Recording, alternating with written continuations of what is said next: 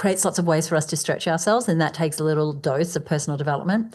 So you'll find from time to time we're not only sharing great resources specifically to your marketing on shows like this or episodes like this one, but also the great books that we're going to mention are going to help you level up in other areas of life, as well as making you a better marketer.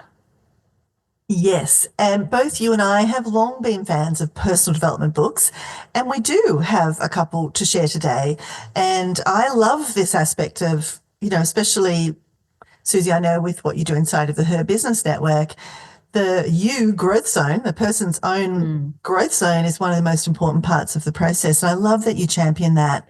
And I wanted to mention right out of the gate that we have updated our Content Sells reading list to include the new books we're covering in today's episode. And we'll give you the link to download that reading list a little later in the episode. And this is a download I strongly recommend you check out. We've been building this list for years, and it is really one of the best, if we do say so ourselves, business and personal development reading lists around. Many of the books on this list have given Suzi and I massive breakthroughs. They're our favorite books. They're the ones that really made the difference. And it's not just the ones we've been sharing on this episode. There's a big back catalogue of books that we've been reading through our whole lives and careers, and they're just as relevant today as the date they were published. Right. And even if you've been listening to the show for years and you're like, well, I've got that download, know that we're going to be updating it, and we do every single year. So you'll want to grab yourself a fresh copy. So I want to take a moment also to reiterate what you're saying about the download. And that is, books are such a fantastic way to learn and grow. They've been some of my biggest teachers in all the years I've been in business. They're portable, they're inexpensive. They're a little more expensive than they were, but they're still relatively inexpensive as a tool for learning. And they have entire worlds inside of them that can help you in every way imaginable. And when I look at the list, which has dozens of book recommendations, as Michelle mentioned, it's a really valuable resource for your growth. And we'll give you the instructions on how to get that entirely free download in just a bit. Suzi, I love what you said there about books having entire worlds inside of them. And it makes me think of a great quote I read from Matt Haig. Now, he is author of one of the favorite books I read this year, The Midnight Library. It's a novel. Now, it's not one of the books on the formal book list or that we're going to talk about today, but it is a fab holiday read for anybody that wants just a good light novel.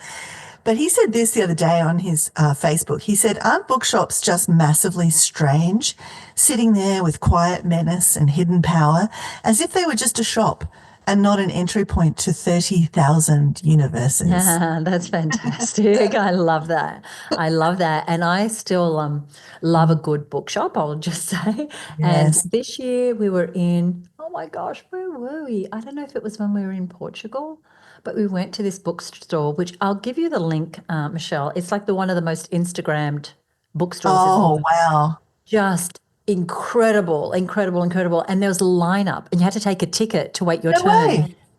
Yeah, you had to wait in turn, and every 15 minutes they allowed so many people into the bookstore, and then others had to come out for you to get in, and you got a little voucher that you could use against, with your ticket value, use against a book. And they had their own imprints, but it's just spectacular. And if I can I'll get you a link and I'll get a photo because maybe we can put that in the show notes. Yes. It's really quite incredible. Yeah, let's get that in the show notes. Or Michelle. Okay. Yes, I love bookstores. They do feel like these magical portals into other worlds. And, I often wander around. I think, where is my portal today? Which book am I going to grab today? Sometimes I walk in with a book in mind, and other times it sort of jumps off the shelf at me. But I live in the country, and so there aren't that many bookshops around, especially not one you have to take a ticket to get into. And wait your turn. Yeah, and so if ever I find myself near a bookstore, I will go in, and I rarely leave without something. If it's not a book or if it's not a journal or something, I will buy something to support the bookstore because I'm just so grateful to see them there. But these days I do tend to buy a lot of my books online. What about you? Yeah, because I live in the country, I do, it is convenient, and I do, love to just get it. Like sometimes I just need a book right now today because I need to read something because I'm prepping for something. But there is a really great bookstore about an hour away from where I live in kind of the main shopping, like more metropolitan shopping area. And so thankfully that one bookstore is fantastic. It is giant and fabulous literary collection and business collection. So whenever I am near it, I do go in, like you said, and, I buy a bunch of books to support them because I want them to stay open. And something I'm doing a lot more of, and I think we talked about this in the last couple of episodes on this topic over the last couple of years. I've continued my love of audiobooks this year, and I've listened to a ton of books on Audible. So maybe instead of buying the paper book, I am getting the Audible. I'm curious, what's your balance of reading paper books and listening to audiobooks been like this year? It depends. Like if I'm reading a book for business and perhaps it's a book club book or I'm going to be teaching about it, then I will get it in print, on Audible and on Kindle because I'm absorbing it every different way. If it's, I love Audible, but I don't commute anymore. And so I actually find it harder to find those times to listen. I will listen a little bit in bed and I'll read a bit of Kindle. But I have a stack of books next to my bed. I've been buying paper books because, while this is the first episode of the year, to be really transparent, we're recording this at the end of December and I know I'm about to have a couple of weeks where I can actually get into some paper books and I do want them to be paper. I just want to be sitting on the deck and absorbing a book. And so it's still a bit of all of them, but I will, if I need it right now, I will probably get the Audible. But, Amazon delivers to me sometimes same day, sometime next day. So I have all the options. to live in a CBD area for all of those delivery benefits. I'm scrambling right now as you're talking because I just remembered I saw some research the other day that actually supported the fact that we comprehend more reading a paper book than off a screen. And and I think the combination, like you said, sometimes you're listening to a book and reading the book, and I think that definitely makes a difference to me too. But I don't know how you're listening to audiobooks in bed. I just go to sleep when I do that. So big kudos to you for that. I think when we did this episode last year, I was in a bit of a reading funk. I had done some really heavy duty projects and written a lot too. And I think I was just over, like at the end of the day, I did not want to read more words. And so I remember last year kind of feeling like, I didn't really read that many books that I've got to bring to the table here. But this year, I don't know what happened. It was like the switch went on. I have read a ton of books this year. And sometimes it's like that, isn't it? We can sort of go in cycles. But this year, especially the second half of this year, I have had a voracious appetite for books and I have been loving it, so much so that it was really hard to make a short list.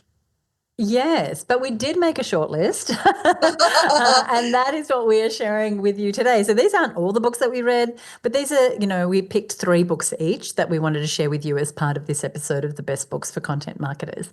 And I'll kick things off with a book named The One Thing. It's by Keller Williams and David Keller, and Jay Pappison. David Keller is part of Keller Williams, one of the largest real estate companies in the world.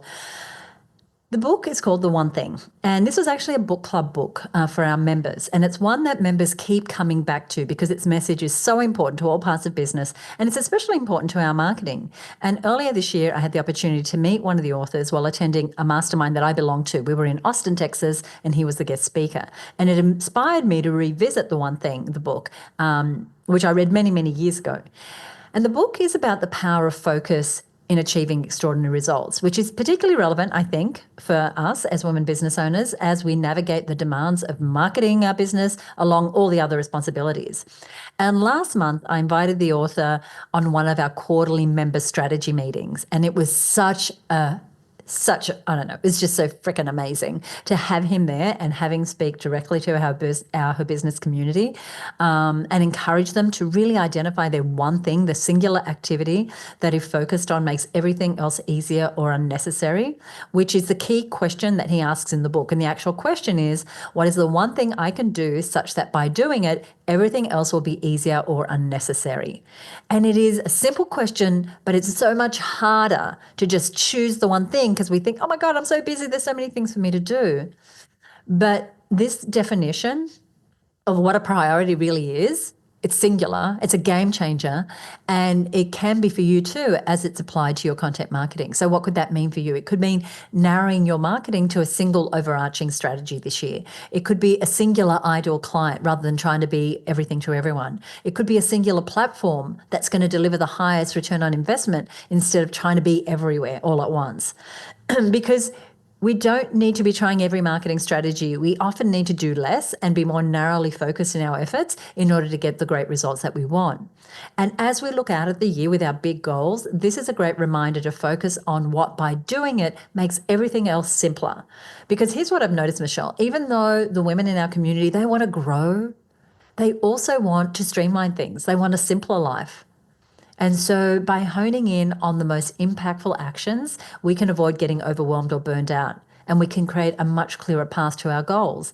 And another tip in the book that I think is really useful in this conversation is the author's advice to time block for priority tasks. And while the idea of time blocking might not be new, it can really change how productive you feel. So could you apply dedicated uninterrupted time to activities like creating high quality content, or mapping out your marketing funnel, or engaging with your audience, or optimizing something?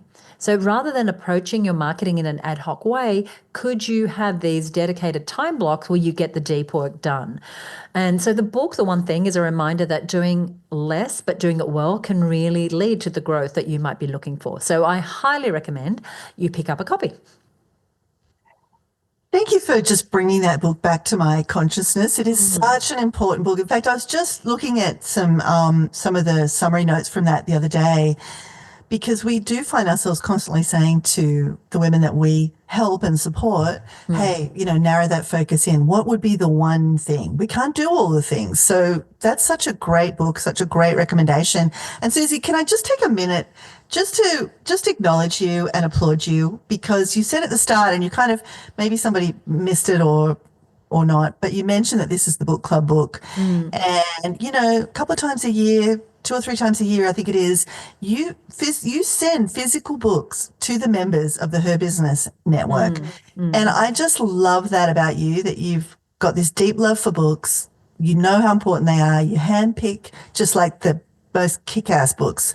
And then you get your community, you get those books in their hands, and they get a chance to talk about them with each other and to sort of build on the ideas in the book and have the ideas reinforced for them. It's such a powerful thing to do. So I just wanted to say thank you for being just a force for good in this world. Very good. Thank you, Michelle. Thank you. I love it. Thank you. Yeah. And then, bonus points, she brings the authors to them and it gets the authors speaking to them as well. I just love it. So a book that I really loved reading this year is a book called The Creative Act, A Way of Being. And it's by a guy called Rick Rubin. And this book was actually referred to me by Ryan Levesque, is somebody that mutual friend of both Suzi and mine. He's been a client of mine for a long time, and he had just started reading it. And we were on a call, and he said, "I'm reading this great book." And so I bought the Audible version, and I was listening. I had to drive to Sydney, so it was a 6-hour drive. I listened to the book the whole way there. I got there, I was like, "Get me to a bookstore. I have to have the physical copy of this." And as I'm in the bookstore, it's such a funny story. As I'm in the bookstore, I get a text from Ryan, like literally as the woman is putting the book into the bag. And he says, "I know you're listening to the audiobook, but I really think you'll benefit from having the physical copy." And I just got to take a picture of the girl putting it in the bag. And then I got my daughter to take a picture of me outside the bookshop with this book in my hand.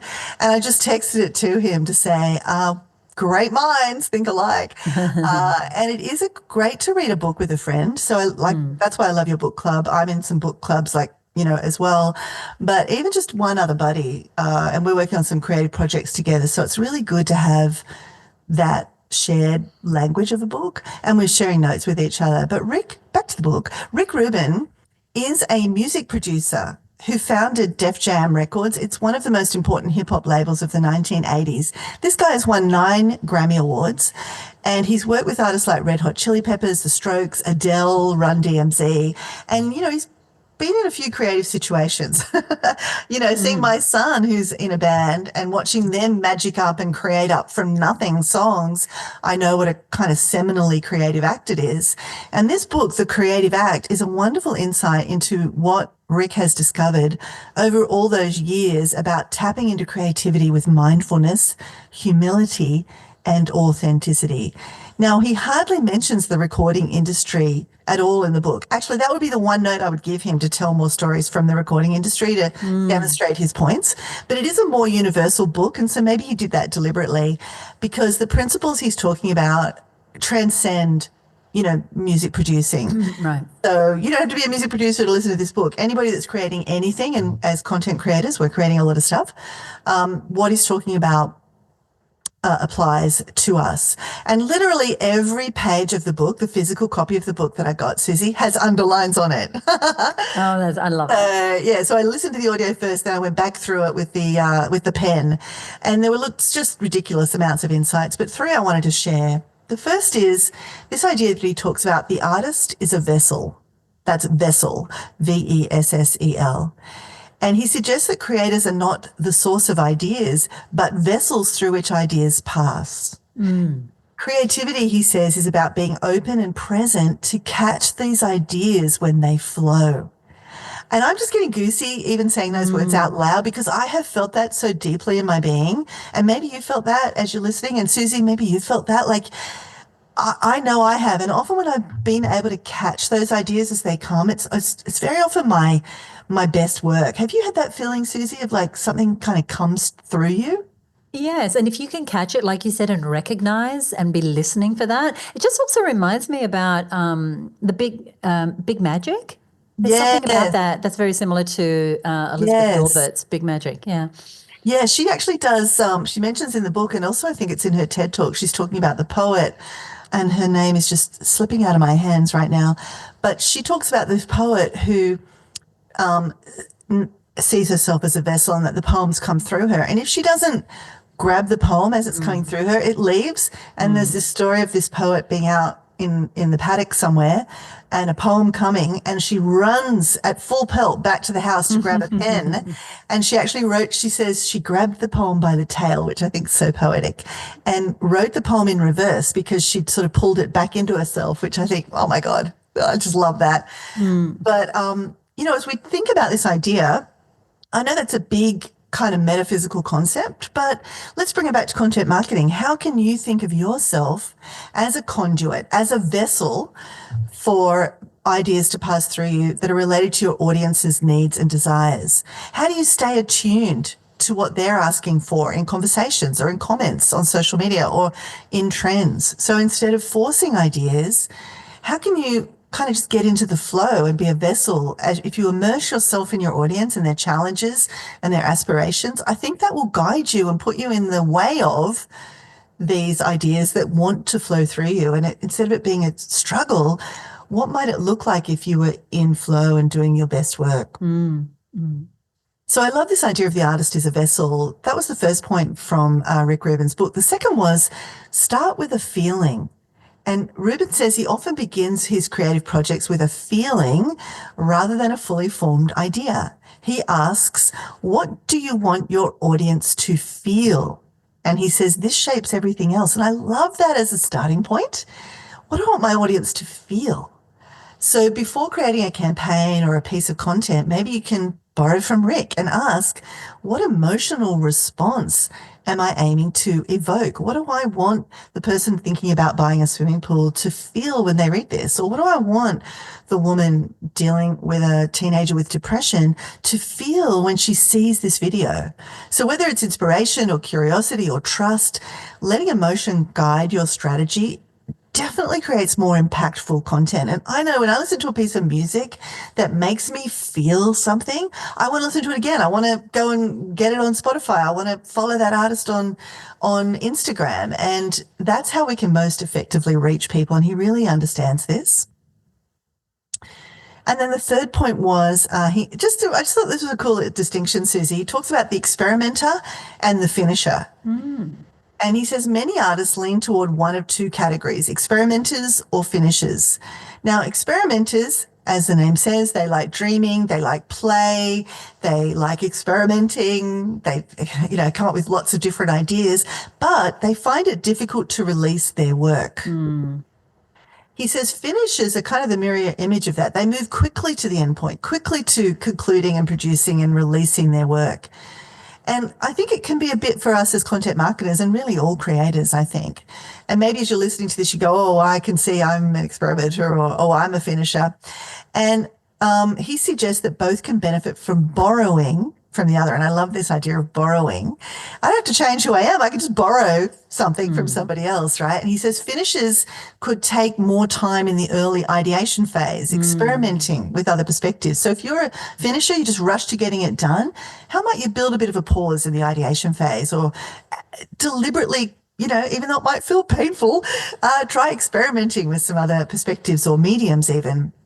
And experimenters can take an aspect of the work right through to completion. So if you're struggling getting the whole thing done, what piece of it could you take through to completion? And his example, one of the rare examples that he gives of the recording industry, he said let's say you're an artist struggling to make an album of 10 songs and you're just stuck in that experimentation.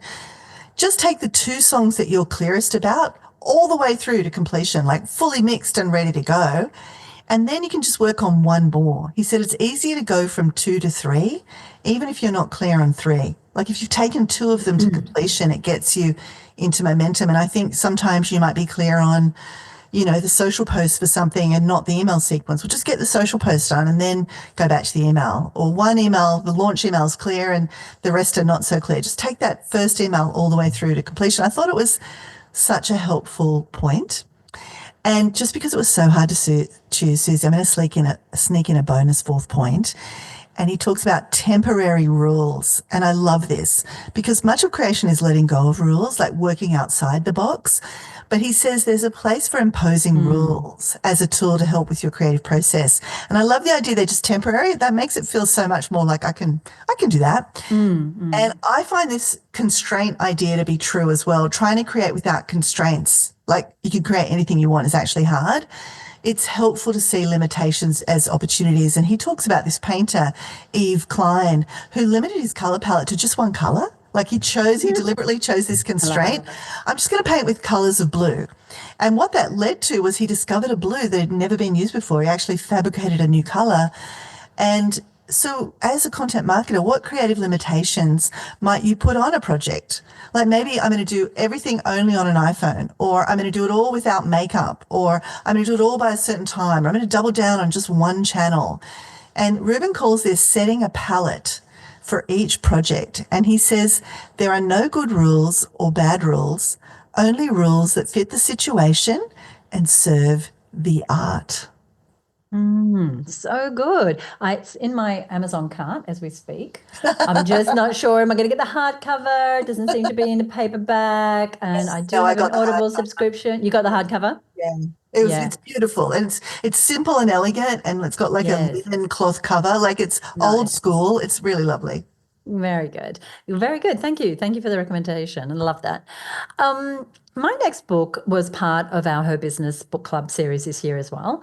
And what I love about the book club series is it kind of forces me to read, even when I'm like, I'm too busy. It's like, I need a book for the community. So this book is by Adam Grant, who has a huge following out there. The book is called Hidden Potential. And what I liked about this book is it really challenges conventional notions of talent being the key to our success. And he really emphasizes the role that effort and environment and adaptability can play in unlocking our success. And there's wonderful stories of people from very different backgrounds who succeeded kind of against the odds, against not having the education, not having the skill, et cetera, et cetera. Now, the truth about this book is I have only half read it, but I got to a point in the book where I went, I think I absolutely just got why I'm reading this book, and I was done. And this is a permission that a friend of mine, Jane, gave me many years ago when I remember her saying, sometimes she'll be in a movie and she was like, yeah, I'm done. And she'll leave the movie. I'm like, what? You get up in the middle of the movie. What, did you not like it? She said, no, I just got what I got. I got why I was watching it and I was complete with it. And I've taken that on. It's like, and I will leave a theatre production, I will leave a movie, I will leave a book if I feel like, okay, I've gotten what I needed to get from it, and going any further doesn't feel right. So there's some permission there, people. I love it. So for women business owners, especially those looking to grow through content marketing, Adam Grant's message is really clear, and that it's not just about our innate ability, and each of us has innate abilities. It's about really creating systems and structures that foster growth and creativity, really creating conditions around us that foster our growth and creativity. And I love this so much as someone who doesn't come from an illustrious academic background, but has learned through trial and error from my very first business at age 27, developed myself on, again and again and again every year, and reinvented myself multiple times. And this is a crucial insight, I think, for marketing, where strategies like whether it's blogging or social media or email campaigns, they're skills that can be developed and they can be refined over time. So even if right now marketing or parts of marketing seem like this great mystery to you, know that you can learn it, and that you can learn anything you need to learn to be a stronger, more capable business owner. And the book also highlights the importance of feedback loops and learning from failure, both critical components for effective marketing. And that idea is what makes, for example, our mastermind or our accountability groups inside of Her Business make so much sense. We have a feedback loop. We have a way to put our work out there and have it come back to us through someone else's eyes. And that allows us to make progress. And the author also encourages us to embrace a mindset of experimentation, a little like the author of the book that you just spoke about. So trying out different content strategies, analyzing the results, iterating to continue to improve. And that aligns with what I consider and what I'm sure Michelle considers to be essential for us to make progress over time. And when we look at marketing challenges as opportunities for growth, we can really break free from having to get it perfectly right and be more willing to take some calculated risks. And in that process, we get to uncover hidden potential in our audience, in ourselves, in our campaigns, in our businesses. Now, Adam Grant also speaks about cultivating a growth culture and how that can unleash both personal and organizational potential, right, regardless of the size of your business. So for women running businesses, this translates to building an environment, whether it's through your team, your networks, or the tools you use, that really supports consistent learning and development of yourself and your business skills and that of your team, which is exactly what being a part of the Her Business world is, and why we thrive on creative and love creating a supportive community for you, where those conditions are perfect for your growth. That's our growth culture. And we create an environment where you can truly uncover your hidden potential. So go ahead and check that out. As I said, Adam Grant has a huge following. This is a bestseller. You might want to follow him on the socials, which I think, Michelle, you do. I do. I just love this guy. Firstly, I love this book, which I read in the physical copy. Thanks to you, Suzi Dafnis. You sent me a copy of this book, and which I loved. And I do 100% back up your comment about recommending this to anyone that wants to check out more about it. But do follow him on socials. I absolutely love, he's just got the knack. He's kind of like Seth Godin. He's got the knack of just dropping these like mic drop ideas in like one